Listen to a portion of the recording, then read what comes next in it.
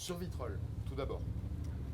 Et plus globalement sur la circonscription, l'élément qui est quand même extrêmement notable, c'est une participation très forte, comme partout en France. Il est évident que le résultat de ce soir, il a une force de légitimité énorme. Et il faut que chacun de nous le mesure. Loin de tout procès en disqualification de quiconque, le résultat qui sort des urnes ce soir dans notre circonscription, comme partout en France, il a le poids de l'expression populaire.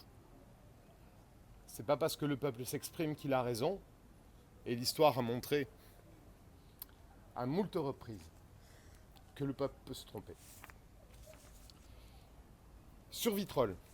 Sur Vitrolles, Franck Alizio arrive en tête avec 46,3% des suffrages exprimés. Marilyn Zurka avec 34,25%. Suivi d'Alex Breton, Axel Breton, à 12,65, Aguemo à 4,52 et ensuite Roche et Zigny aux alentours de 1%. Avec des énormes disparités d'un bureau de vote à un autre en fonction des réalités sociodémographiques des quartiers auxquels ils font référence. Élément qui devra nous amener à réfléchir comment on recolle les morceaux d'une cohésion sociale fracturée.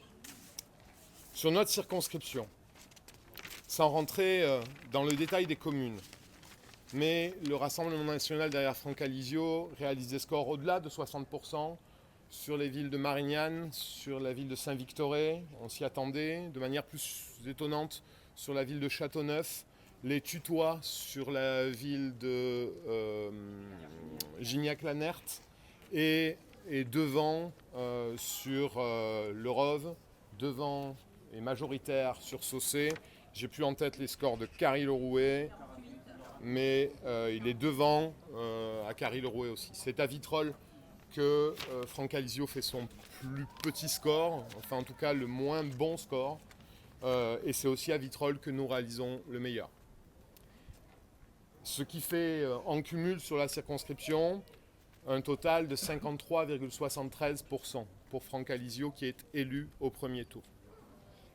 Marilyn Zurka réalise 23,88 et Axel Breton 13,82. Je vous passe les détails du reste des scores.